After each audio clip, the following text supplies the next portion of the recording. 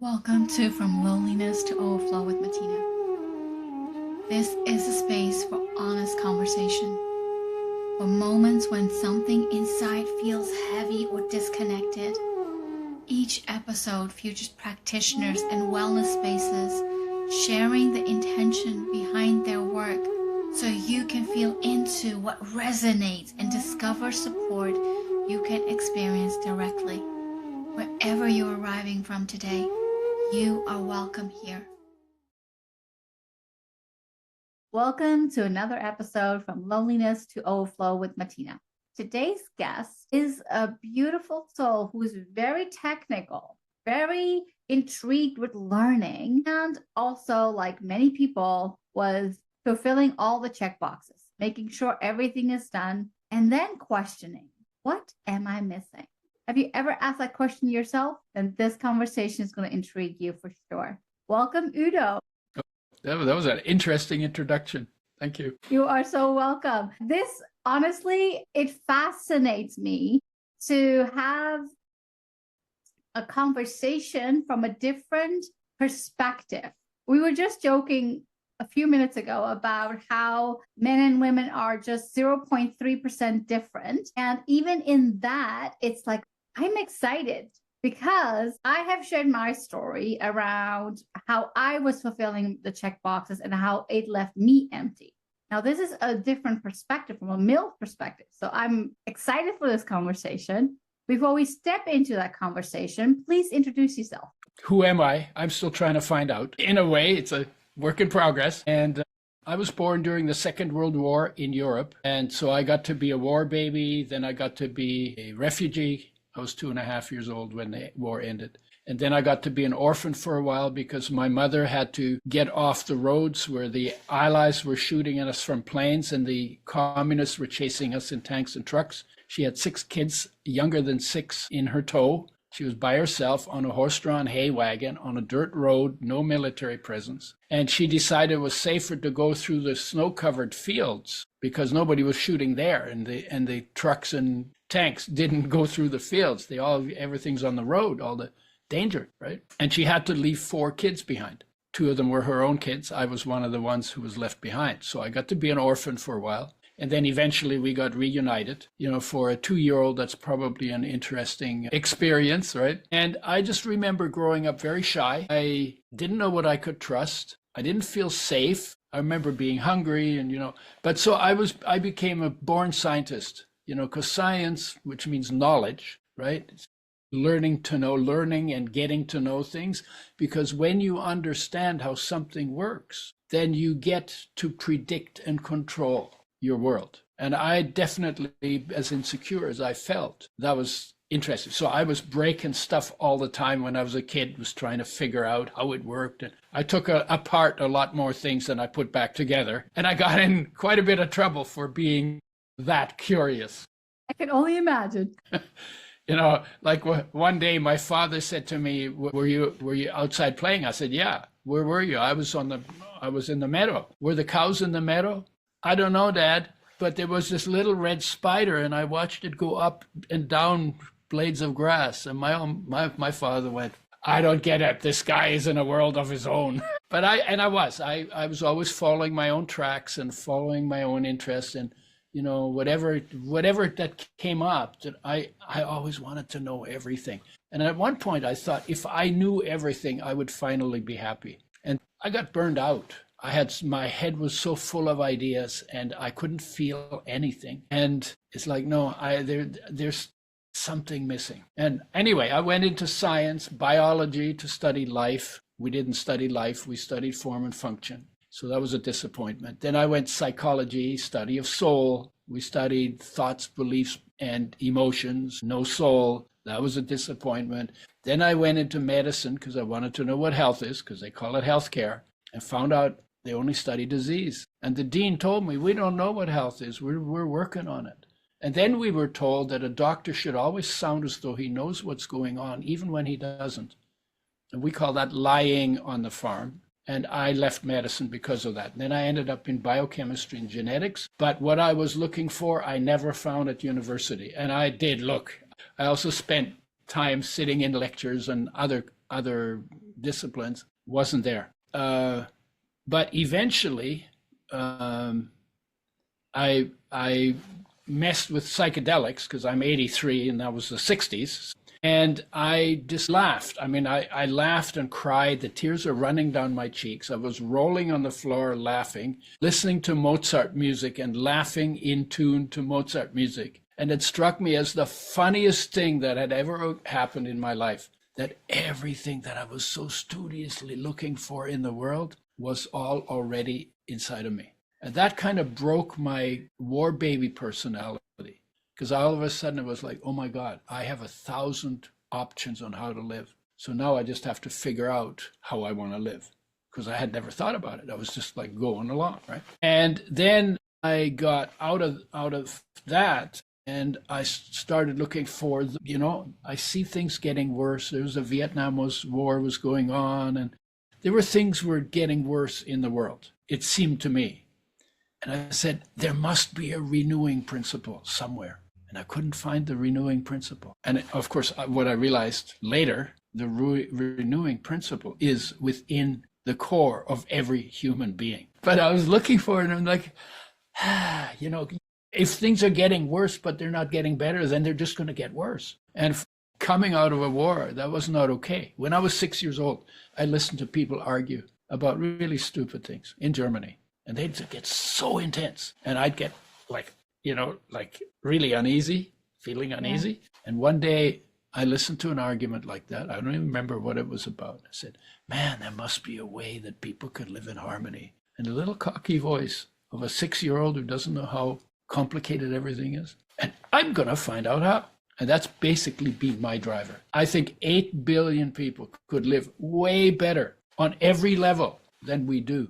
We settle for so little, and we don't create what we could create, because we could literally create a world that is the heaven on earth that it was actually created to be, because the potential for that exists within every human being. I cannot tell you how much I agree with that statement alone. Yeah. So then I stopped with the psychedelics because they can be hard on your body. And I said, okay, I only get one body. I better look after it. And so no psychedelics for 2 years. But I still, the U2 song, and I still haven't found what I'm looking for. So I was still in that situation. So then I started looking, okay, well, where else can I look? And then I started thinking about, well, what kind of a human being would I want to be? And who would be a good model? And I decided that from what I knew in the 60s, I was, I think, maybe 25, 26 at that. Jesus, it's like they're still talking about him 2,000 years later. I'm 2,000 years late to the party, because I wasn't there when he was alive. So I think there's something unfair about a God who I can't know what he was because I was born at the wrong time. Right? What kind of a God would do that, right? So I'd have these conversations, but I decided that I'd like to find out, like, what inspired this guy? Even what inspired John to write, in the beginning was the Word, and the Word was with God, and the Word was God. And then it goes on, and then Word became flesh and dwelt amongst us, full of grace and truth. And it's like, that's poetry. Something that makes the hair go up on the back of your head. I said, what did he experience that inspired that poetry?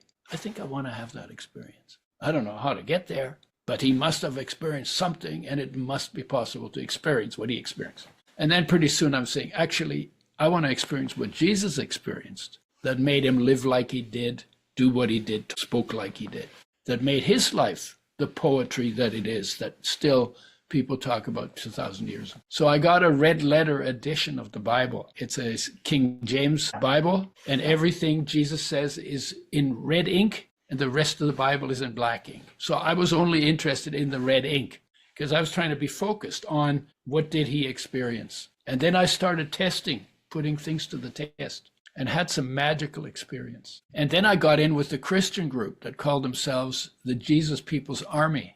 That should have been a warning, because army is not a happy word in my vocabulary or in my experience. But I missed the cue. I thought we're all going to get together. We're all trying to understand life. We're all trying to get from disconnect and discontent, or discontent, I think, because I didn't even know disconnect, but discontent, and we're all trying to find our way to better places, right?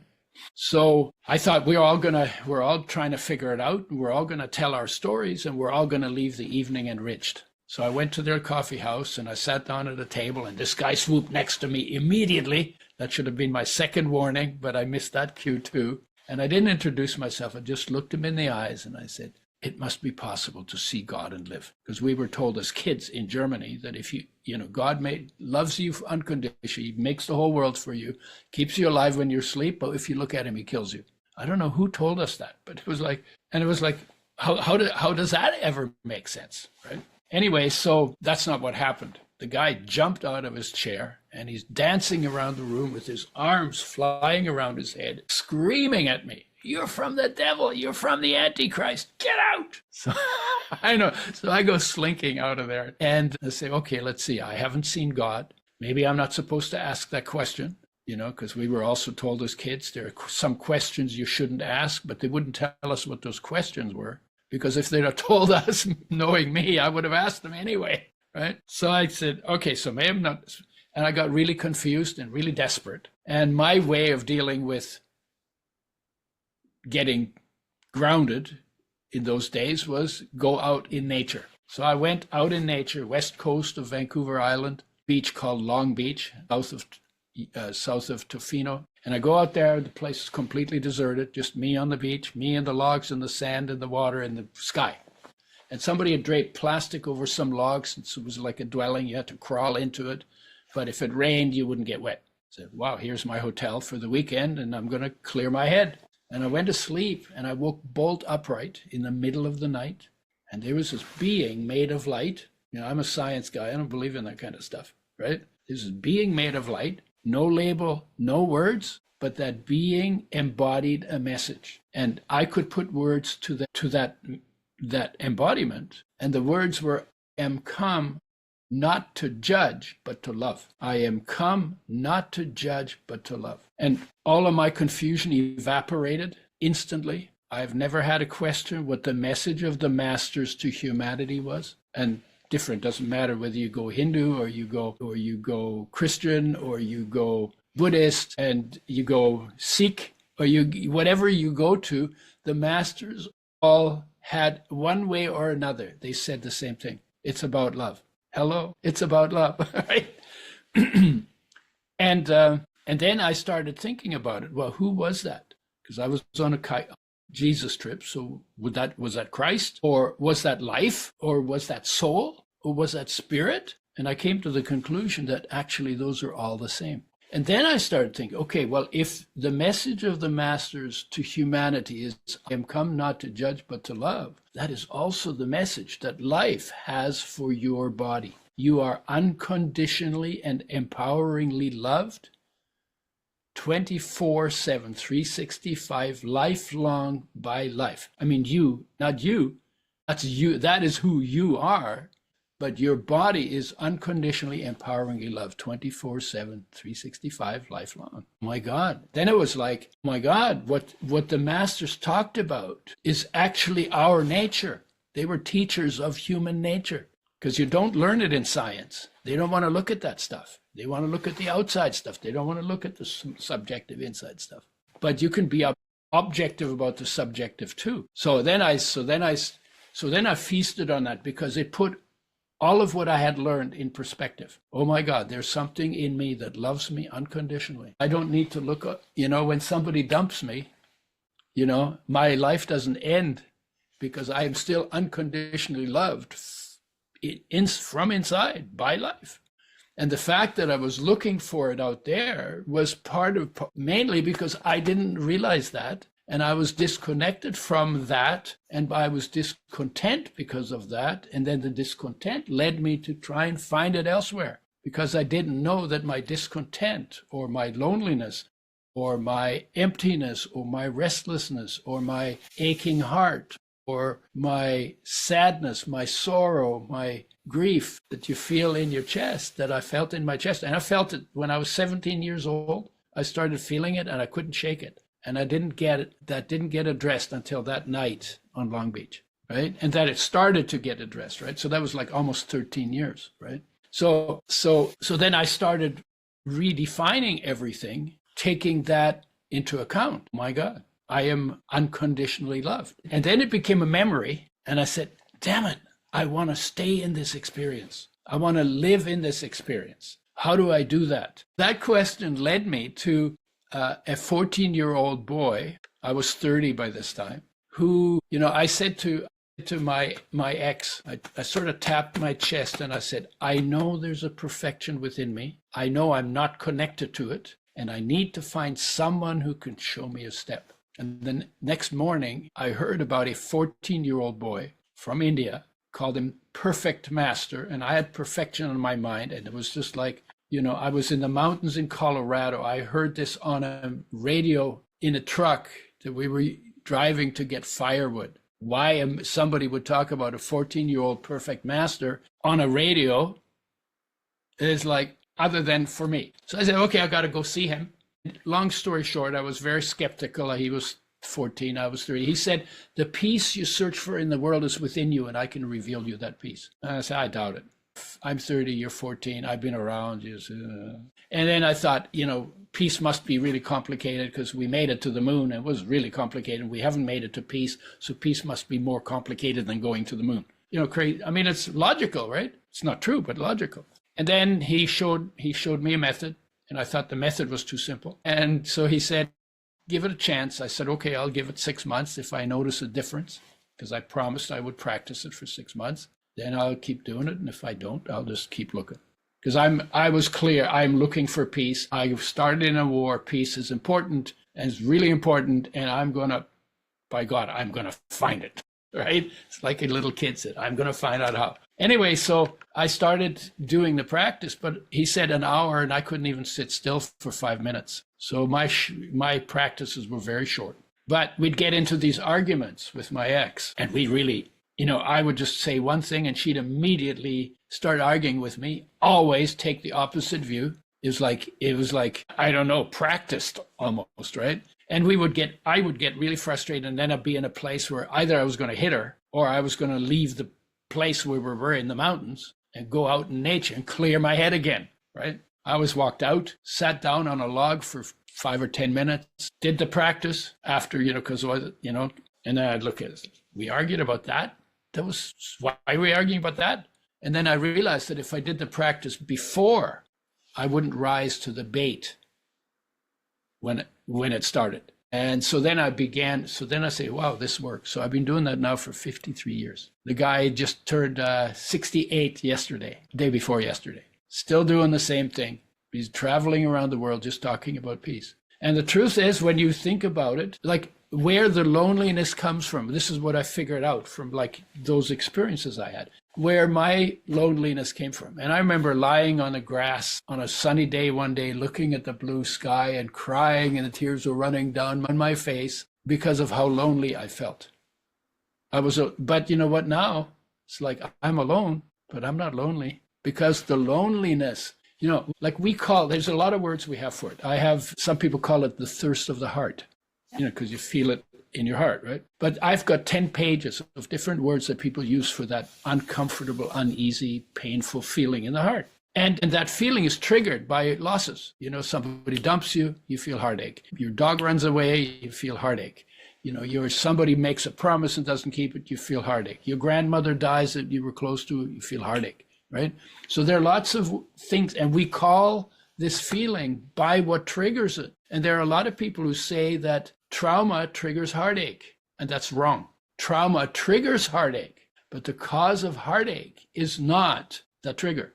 The trigger is not the cause. So what is the cause of heartache? Because everybody feels it, right? And everybody's trying to fulfill it on the outside with something, with money, with sex, with people, with parties, with drugs, with alcohol, with adventures, almost everything we do is distraction from heartache. Because when we feel heartache, we don't like the feeling. So then we distract ourselves from it, or we deny it, or we try to ignore it, or we try to explain away by philosophy or religion, or we blame it on somebody, but we don't want to deal with it. And what I say to people now is, no. Don't look for heartache, because guaranteed it'll come to you, whether you're looking for it or not. But when you feel it, feel it. Sit with it quietly. Just be with it. Feel it. Accept it. Experience it. You might have a few tears, but it won't kill you. And you might even want to acknowledge and embrace it because of how powerful it is to get you out of your head and put you into your body, right? Takes you out of your... So you're sharing so many beautiful gems. I have had tears, I have had chills, I have had like aha moments all at once. I really want to acknowledge here how powerful is not the right word. The word really truly is content are with yourself. Yeah. Because instead of looking outside of the world, it's looking inside. Yeah. And at the same time, what was really coming through in this whole conversation so far is you never lost the curious lens. In everything you share, the curiosity, the discovery, the hunger was very much present. I would say I probably did lose my curiosity sometimes, but it always came back. That's because I think the war set me up for saying, no, I'm not stopping until I find the answer. I am not stopping until I find the answer. There has got to be an answer. And I never doubted that there must be an answer somewhere. And I never doubted as from a 6-year-old that I'm going to find it, right? That was a commitment. That was my purpose that at 6 years old, right? I'm going to find out how people can live in harmony. Well, you got to be in harmony with yourself before you can be in harmony with anything else. Hello, the work is the homework. Right. So I started doing the practice, and then I realized it works. And then my whole orientation changed. Before it was always like, anxiety, and that's another good word for heartache. What can I do that will get me feeling taken care of? And when you're discontent, there's always an element of what's in it for me, right? And the thing is that then I wouldn't do things that needed to be done because I couldn't see how they would take care of me, right? So you cannot but be selfish when you're discontent. You cannot but be selfish when you're discontent. And you will kill people if you think it'll make you more content. And you will steal from people if you think it'll make you more content. And you'll do corrupt things. I mean, you look at the world, that's how many discontent people there are. There's the explanation. If you're discontent, you're going to do damage. Discontent people will always spread discontent, and only content people can spread contentment, right? So, and then I started thinking, how did this happen? How did we get discontent? And the insight that came from it was, okay, when you were in your mother's womb, any of us, when we were in our mother's womb, let's see, there was nothing to do. There was nowhere to go. It was pretty safe, and all our needs were taken care of, right? So where was our focus when we were in the womb? Well, you didn't even know there was a mother outside of you or around you. You didn't know there was a world around the mother. You didn't know anything. You had no language. You didn't have to take a pee break. You had no thoughts, you had no philosophy. You were just a little biological being that life was building in a floating tank, and I call it the Buddha tank because it just sounds good, right? So you're floating in the Buddha tank, and so where's your focus? Well, it had no place to go, so it's at rest in its source, within your body, in life, and beyond that, in awareness, in pure awareness. And when you hang out in pure awareness, you're in peace. And when you hang out in the energy of life, its nature is a flow of unconditional, empowering love. So you're in peace and in love in the womb. And there's not much to hear. There's not much to see. Everything is muffled, right? And so you're living in paradise, right? And then you get booted out. Paradise lost, right? So you get booted out, and now everything changes. Now you have to get to know the world because it's now you're going to have to survive out there. And then your senses take your focus out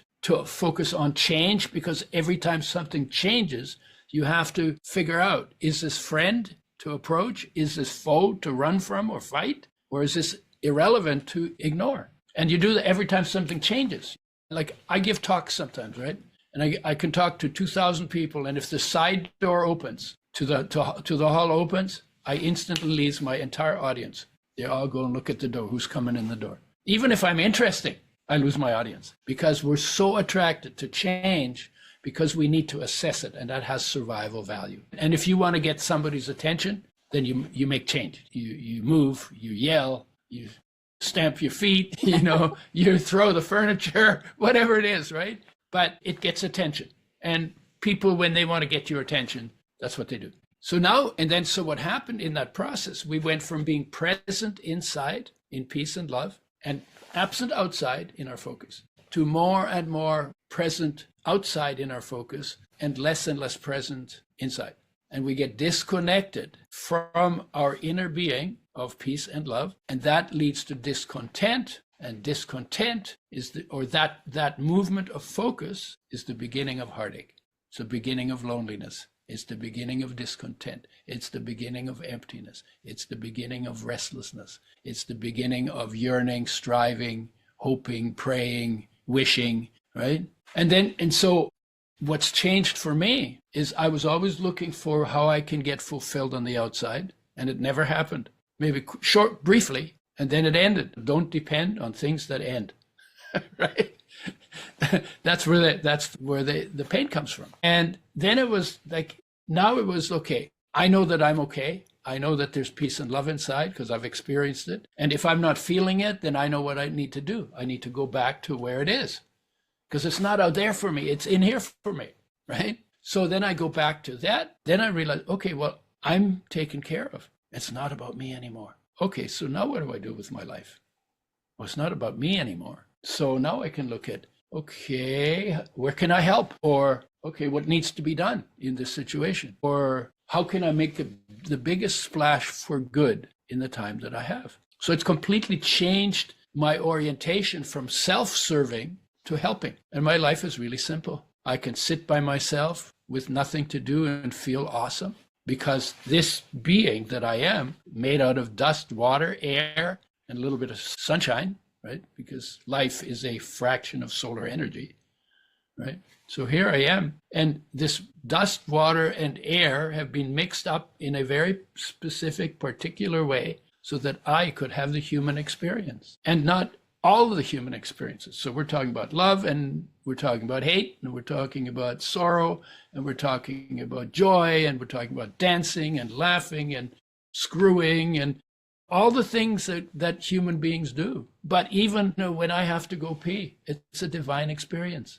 because all of it is a divine experience. Like if you want to put it in religious phraseology, every single thing in your life that happens is divine. Feeling pain is divine. Why is pain a gift? Because it tells you something needs to change, like you need to take your finger off the hot stove, right? Or whatever it is, right? So this thing is made so that it can have a human lifespan, experience an incredible richness of different feelings and actions and sounds and sights and everything, right? And the purpose of life is in the direct internal experience of it. Internal experience for sure. It has nothing to do with the external, has nothing to do with how you grew up, what you went through. Yeah. Well, it's in the external too, but if you're not in the internal, you won't get that, right? When you're in the inside, then the outside, that's divine too. Look there's leaves on trees. They're made out of dust and water, right? And then they fall down, and then they don't climb back up to the tree. The tree makes new ones, right? And then it gets recycled all the time, right? Wow, who came up with that? The sun shines in the day, and then it doesn't shine at night. And you sleep better when there's no sunshine. So you look at, like, the whole thing is divine. The galaxies, like there's peace. The entire universe is filled with peace, more peace than anything else in the universe. Galaxies explode in peace, and the peace is not affected by the explosion. And you're like that too, because there's peace in you. No matter what happens in your body, that peace is not affected, and that love is not affected. There's a world of change. That's your body, your mind, your emotions, your social group, and your environment. Those are all change. They change all the time. And if you want them not to change, good luck, right? And then you get overwhelmed because you're trying to control a world whose nature is to change all the time in ways not controllable or predictable by you, right? But then there's a world of no change, The peace in the core of your being, that is your universal essence, is not affected by any of the changes. And the flow of love, of unconditional empowering love, that is your life, that is the master within you, that is what the masters talked about, is within every living being, even the microbes and the plants and the animals, right? That is not affected either, because its nature is to flow, and it's like, it's biological, it's molecular, it's not mental, right? But if you put your focus on your mind, then your focus is not on your life, so you lose that feeling.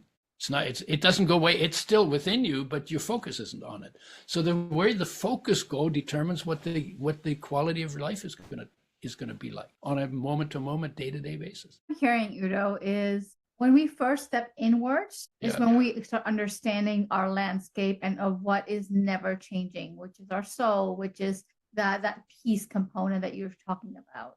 And then from that angle, when you look at and focus into life, you're going to see things differently. You're going to experience life differently. Right. And because you're going to see that in everything. Right. And you're going to express the peace and the love you feel into your actions and into your interactions with the world. And that's how you create a better world. Better change. Yeah. Right. Awesome. So you've shared so many beautiful things. And actually things that are very thought-provoking and making you go deeper within. Now, normally I would ask the question at the beginning, whereas the question is, what was your loneliness or disconnection moment that led you into overflow? However, there are many different parts that you have already touched upon, but I still want to ask the question. So what would you say to that? What was that one moment that was like, wow, that did it? Wow. I didn't have one moment where the light went on about it. I started feeling heartache. I remember feeling heartache when I was 17. And I had been through enough that I knew there weren't any distractions. I couldn't find any distractions for it. And I couldn't blame it on anybody because it was my heartache. So it was obvious to me. If my heart aches, it's my heartache. It's not your fault. It's my heartache. Why is my heart aching? So I kind of was grounded that way.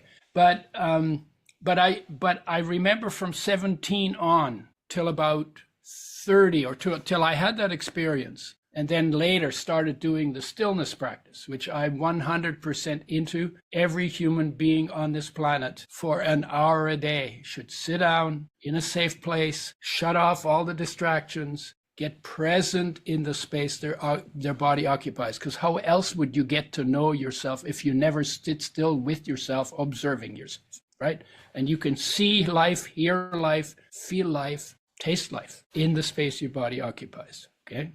So you have to turn your senses inside, but you can't really turn your eyeballs inside. You have to bring the focus inside. Yeah, and I couldn't shake it. I couldn't figure out what it was. And I felt it every day, literally every day. Something's missing, something's lost.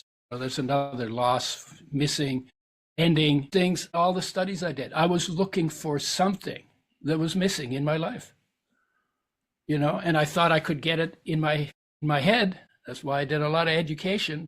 You don't get it in your head. It has to be raw experience. So, and honestly, I had girlfriends, and then that ended, and I was pretty shy for a lot of the time that I was younger. I was pretty shy, and, I thought maybe there's something wrong. At one point, I thought maybe I was gay, but I didn't realize that the way you know that you're gay, this is for stupid. I'm supposed to be a smart guy, right? But I'm thinking that maybe I'm gay because I'm shy around women, but it never occurred to me that the way you know that you're gay is that men turn you on, and men never turned me on. And it was not until about maybe 3 years later that I realized, oh my God, how could I miss that? I was living in a world where this is probably a known quantity, right? But it's kind of like you don't know when you don't know, right? And then when you don't know, then you don't even know that you don't know. Anyway, so it was always there for me. And it's probably because when we in the war, we lost everything. My parents were from Latvia. They had a farm. So we lost the farm, we lost the country, we lost the culture, we lost the language, we lost the community, We lost the house, we lost the fields, we lost the animals, we lost the cutlery, literally lost everything other than the clothes we were wearing, the body we were in, and the life in that body. So I got stripped of everything. I think it's one of the reasons why I couldn't find distractions, because I already knew, can't count on that, can't count on that, can't count on that. My mother left me behind. My father and I didn't get along. Can't count on that. So there was nothing to count on. Well, if you have nothing on the outside to count on, then you either find something on the inside that you can count on, or you die, right? And for some reason, I was very lucky to be shy and more inwardly motivated, but I didn't come up with this as a brilliant Udo idea. It was just like, that was just my situation. And so I think, the road from loneliness to overflow, I would say, was a step-by-step gradual thing for me. And I'm sure that I felt lonely even before I was 17. I just don't remember, because I do remember, there were things that happened. My dad hit me or whatever it was, or somebody beat me up verbally. And I'm sure that I felt loneliness in some of those moments. I just don't remember any one particular. But after 17, it was there all the time for 13 years. Something's missing, something's missing. What's beautiful about that is if you're only lonely for a minute and then you find a distraction, then you never find the answer to your loneliness, because the distraction takes its place, right? But loneliness is actually, in your terms, right? We have lots of different names for it, but loneliness in the terms that you're using is the greatest gift life gave you. And we don't like it, because it doesn't feel good and it's painful, but it's actually the greatest gift life gave you, because what it does is it is the call of your heart for you to come home to the beauty of your own existence. And it's like, in a way, it's like thirst for water. If you're not thirsty, water's nothing. If you're not hungry, you could have a food fight, right? And throw the food around. If you're not tired, your bed's irrelevant, right? And the same thing, if you feel the loneliness in your heart, in your chest, when you feel it, it's your call to come home to the fullness of your own being. That's why it's a gift. If it wasn't for heartache or loneliness, we would never find our way back home, because we would go out and go, and nobody ever knows. So I didn't know that it's nothing. I don't know, I wouldn't know anything's missing. So I would never be motivated to bring it home. So that's why it's the greatest gift we have. We think of it as one of the greatest curses, but it's actually one of the greatest gifts.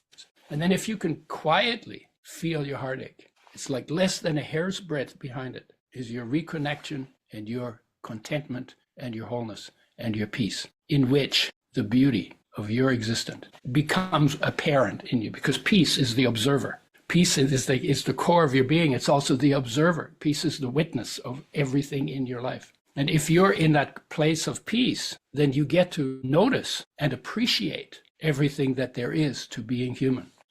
All of it. I mean, every part of it, physical, mental, emotional, social, environmental, all of it, right? Yeah. So I would say there wasn't one moment. It was definitely, I think the reason why I can do this work and why I can be articulate about it is because it was such a presence in my life. This loneliness, this heartache, this uneasy feeling in my chest. It was always there. And I was a strapping young lad. I was off the farm. I was pretty healthy. So I knew it wasn't a physical thing, but it's like, damn, there's something missing. And nobody could tell me. I didn't find it in church. I didn't find it in science. I didn't find it in my friends. I didn't find it, because the only way you can find it is in a direct, internal, personal, raw experience of the beauty of your wholeness. This is what life, it really truly is about. You're making me think about this whole story, this paradigm where someone has asked, like, where is God? Is God in the trees? Is God there? Is God there? Go seek God. And we're seeking God all outside. And until we stop and assess here, we understand it's actually inside of me. And you discover more of yourself. You discover the peace, the light, the soulness of you. That's when things change. Yeah, but God is everywhere. Only your access point is in the core of your being. So it's kind of like You don't notice that peace is everywhere unless peace is doing the looking, is doing the observing, right? So when you feel peace inside, you notice, oh my God, the air in my room, in my living room here, completely peaceful. The space in which the earth turns and the solar system flies and the galaxy turns, peace is in all of that space. But if I'm not feeling peace inside, I don't see it. Because if I'm tripping on things that change in my own myself, then I'm going to be focused on all the things that change on the outside. Then I get overwhelmed. Then I get confused. Then I want to try to control it. Then I try to bend everything. Then I want to push the river, right? And then of course that doesn't work, and then I get frustrated. But if I just actually sit down and say, okay, Udo, shut up, be quiet, leave all your thoughts outside, leave all your things outside, be in a quiet place.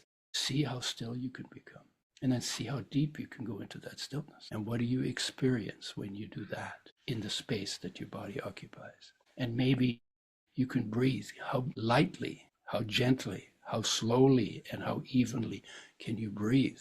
And when you do that, what shows up? What do you experience? What do you feel? What do you see? What do you hear? What do you taste? Because in there, God is in there. The Christian deal, right? What does the Master say? Kingdom of heaven is within you. Okay, what's in the kingdom of heaven? Well, all the good stuff, right? God is there, and Jesus is there, and the Holy Spirit is there, and peace is there, and love is there, and joy is there, and happiness is there. All the good stuff you want. No devil in the kingdom of heaven. Nothing bad. So all the good stuff. Kingdom of heaven's within you. And then the second thing he says, seek first the kingdom, and then everything else will fall into place. I can tell you that I am living proof that when you follow those two pieces of advice, and you actually don't just memorize it and spout it, but you actually bring your focus inside into the kingdom of heaven that you're supposed to seek first, literally everything else will fall into place. I'm living proof of it. And of course, we don't do it first. We do it last. We do it when we run out of options, or we get really kicked in the face, by something, right? Kicked in the head by something, right? And then when we run out of options, then we say, well, okay, I don't know, maybe only God can help me. I had moments like that. Only God can help me, and then we do it last, and it still works. And then your life begins, because when you get connected inside, you recognize, what? You are a miracle inside a huge miracle. And everything else in that huge miracle is a miracle inside that huge miracle, right? I'm a miracle inside a huge miracle, right? But in order to experience and appreciate and enjoy that, I have to be present in it. And we tend to always go out there or in here. And where we need to go is we need to get present, aware, awake in the space that the body occupies. And then from there, it's like everything's different. Oh my God, how beautiful, how beautiful. Oh my God, I can't believe they make books out of paper, out of trees, and then put ink on it, and I can read those and get inspired. But that's, I'm training my head. That's not the same as the experience, because some for the raw experience, you have to put the book down. You actually have to. You are the book that you need to read, right? But you read it by just awareness, by presence, by tuning in, right? So that's a very long answer to your very short question about the moment of loneliness. Heart is doing a happy dance, and it's having its own moment of so much grace and joy, because the way that you are sharing, Udo, is literally like I'm nodding the whole time. Like, yep, yeah, I get that. I get like a little child who's so excited for. I understand. And at the same time, it is a confirmation that when we seek inside, we start seeing the world differently outside. Yep. And because we perceive the world differently, we have a different experience of the so-called good and bad emotions. Yeah. And if you're one of the doers, because we're human beings, but we live like human doings. So what we do, we think is more important than what we are. Now that's stupid, because you can be without doing, but you can't do without being. So being obviously is the foundation. But even for the doers, when you go into that place where you're actually present to your own existence, then there's none of the problems that we've created in the world were created from that space. And it's because we don't cultivate that space and are discontent from our disconnection that we create all the problems in the world. And, I used to watch TV a lot. I don't these days, but I used to watch TV a lot, and I was doing it for a very particular reason. I wanted to see if I could find any problem in the world that gets reported on that was not caused by discontent. And I never found a single problem. I did it like deliberately. I never found a single problem that is not created by our disconnection from ourselves. And actually, when I had that experience, that was in 1970, the being made of light on the beach, that was 1970. I didn't say anything to anybody about it for 31 years because it was my question. It was my problem. It was my question about, I really want to know. And there was nothing in that experience that said, now go out and tell everybody. Nothing. This is my question. This is a gift to me for my particular condition. And then 9/11 happened in 2001. And 9/11, when that happened, we were in a hotel. We were going whitewater rafting. And we saw the plane hit the tower on TV. And then we were off to the river because at 10, we had a date with the river. And I was on the river on the raft, bouncing through the water and looking around saying, okay, well, let's see. The river is not affected by any of this. And the beach and the banks on the side, not affected. The trees, not affected. The sky, not affected. The clouds, not affected. And it kind of gave me a perspective. And then when I came home, I probably watched the planes hit the tower 200 times, because I can get pretty obsessed with stuff, right? But the take home for me, because I got this distance, I didn't get so tied into it. The take home was, you know what? What I've just realized, discontent people will always spread discontent. And if people who know what contentment is, and I claim to be one of those people, if we don't spread contentment faster than they spread discontent, guess where we're going? And I then began to say, oh, I think this needs to become part of what I talk about. Because I was known for, I worked with oils. I created a method for making oils with health in mind and started flaxseed oil. That was my doing. But I got to a point then in 2001, I started that in 1986. And then in 2001, I said, this needs to be part of it because this is actually a bigger problem requiring a solution than any other problem on the planet. Content. People disconnected from themselves, which is a natural, normal, necessary process for every human being. But we don't have in the culture, in any culture that I know of, really well defined. What is that disconnect? What is that discontent? What is the origin of that discontent? And how do we come from the discontent we're in now and find our way back to the contentment that we lost? Because that should be the foundation of the educational system. It should be human nature and it should be health. Those two things, you deal with them every day, right? So those two things, neither of them in 200,000 years of human existence on this planet has ever been systematically put into a teachable field or folk wisdom in a culture. Who talks about the thirst of the heart? Not many people. And the only people who came close to that were the masters, because they were talking about human nature to the extent it was known when they lived. We know a lot more about it now, so we need to update those teachings and systematize them. And imagine if 8 billion people were taught about human nature and the fact that peace and love are the foundation of it, right? And health, which is like, it's got 10 parts because everything affects health. If those two were the foundation of our educational systems, we would literally be living in heaven on earth. So that's what I'm doing with the time I have left. I'm 83, right? With the time I have left, that's what I'm working on. And I'm very grateful. I'm so grateful that you are doing that you are sharing that. And the way that you have described not only parts of your own life, your struggles, your growth moments, your moment of discovery, it's very eye-opening. And I'm getting chills. I'm having all the feels here. And I'm very proud. I don't know why, but proudness is coming out as a component of, yes, let's all do this. Let's all get together and do this. Yeah, because we can. Because we actually can. Of all the things to do, there is no nobler cause than that. Oh, yes, absolutely. Right? Thank you so much for sharing this, Udo. I'm very grateful. So, Udo, I have a question for you.